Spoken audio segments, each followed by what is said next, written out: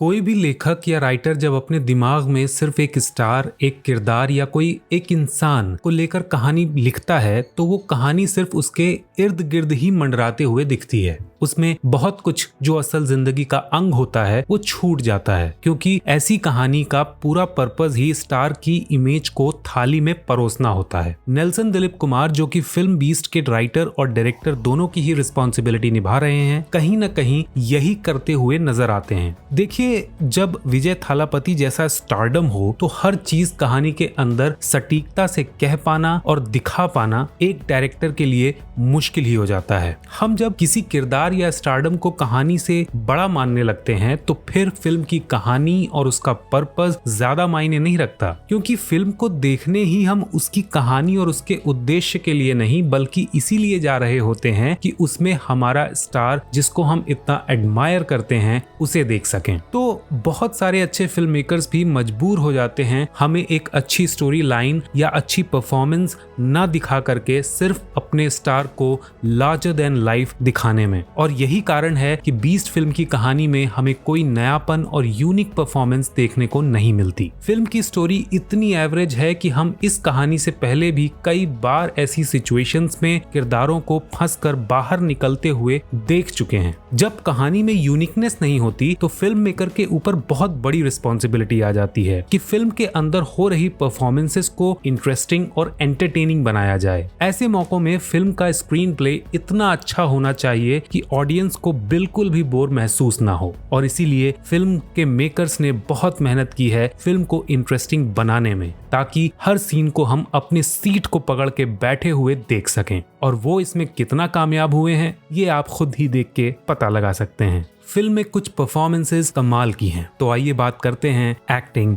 Analysis की। Film की one and only star power हैं विजय थालापति, जो कि एक रॉ एजेंट की भूमिका में हैं और पूरी फिल्म ही उनकी स्टाइल, उनकी डायलॉग डिलीवरी, उनका एक्शन और उनके लुक्स की मुरीद है। हमें फिल्म के अंदर कोई कैरेक्टर नहीं, पूरे विजय थालापति ही देखने को मिलते हैं, जैसा उनके फैंस उन्हें देखना चाहते हैं, और विजय इसे बखूबी निभाते हुए दिखते भी हैं। उनकी अपनी स्टाइल और फिजिकलिटी इतनी लार्जर देन लाइफ है कि वो पर्दे पे देखते ही बनती है। उनका ये स्टारडम इसलिए भी फैंस देखना चाहते हैं क्योंकि वो रियल जिंदगी में अपने किरदारों के विपरीत बहुत ही सिंपल रहना पसंद करते हैं। उनका फिल्म के अंदर होना ही सब कुछ बयां कर देता है। उन्हें किरदार की बैक स्टोरी और साइकी समझने की जरूरत ही नहीं पड़ती, और इसीलिए फिल्म शुरू होने के दूसरे सीन में ही फोर्थ वॉल तोड़ते हुए दिखते हैं, जिसका मतलब है कैमरे में सीधे देखकर ऑडियंस को डायलॉग बोलना। फिल्म में अगर किसी की सबसे अच्छी परफॉर्मेंस रियलिज्म को मद्देनजर रखते हुए देखी जाए तो वो है सेल्वा राघवन की। सेल्वा राघवन अपने किरदार को इतना एफर्टलेसली प्ले करते हैं कि हमें लगता है कि जो इंसिडेंट्स उनके आसपास हो रहे हैं वो वाकई किसी भी ऑफिसर की लाइफ में घटित होने वाले इंसिडेंट्स हैं। वो अपनी डायलॉग डिलीवरी और इमोशन से हमें ये फील करा देते हैं कि उनके आसपास हो रही घटना कितनी रियल और रिलेटेबल है। उन्होंने फ्रस्ट्रेटेड ऑफिसर की रोजमर्रा की जिंदगी को बेहद अच्छी तरह से निभाया है। उनके सामने पॉलिटिशियन का किरदार, जो कि थोड़ा ओवरली एक्ट कर रहा होता है, उसको भी देखते हुए अपनी परफॉर्मेंस को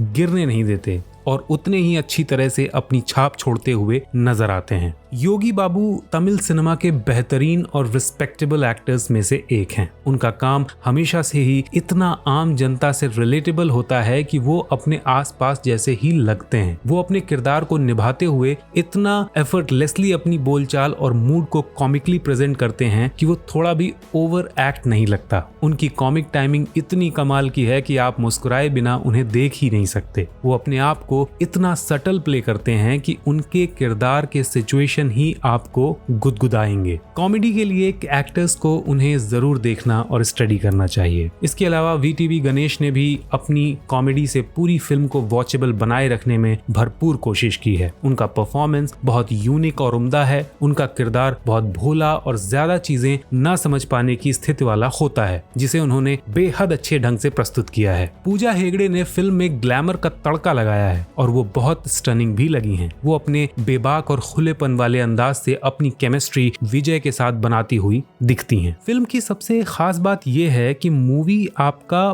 बिल्कुल समय वेस्ट नहीं करती। फिल्म 3 घंटे लंबी होने के बावजूद किरदारों के जर्नी को उतना ही डायरेक्टर ने दिखाया है जितना जरूरी है। फिल्म के बैकग्राउंड म्यूजिक जो उसकी जान है में बेहद मेहनत हुई है और वो दिखती भी है। फिल्म में विजय के किरदार को इतना ग्रैंड कर दिया गया है कि उनके सामने कोई विलन मजबूत स्थिति में दिखता ही नहीं है, जिससे उनका कैरेक्टर का कॉन्फ्लिक्ट पता ही नहीं चलता। दोस्तों, हमेशा हमें ये ध्यान रखना चाहिए कि जिंदगी में हमें कोई भी चीज, बातें या इंसान अच्छा लग रहा है तो वो क्यों और किस लिए। अगर हम कोई फिल्म देखने जा रहे हैं तो किस लिए, वो हमारी जिंदगी में क्या असर छोड़ेगी और वो हमें कितना बेहतर इंसान बनाएगी। क्या उसकी कहानी हमें हमारी जिंदगी में कुछ दे पाई, सिखा पाई, जिससे हम थोड़ा ऊपर उठ गए, या बस हमने समय ही बर्बाद किया। अगर हम ये सोच पा रहे हैं तो सिर्फ एंटरटेनमेंट के मजे को ही नहीं बल्कि कहानी और उसमें जूझ रहे किरदारों को भी हम अच्छे से समझ पाएंगे, क्योंकि एंटरटेनमेंट इज नॉट एवरीथिंग।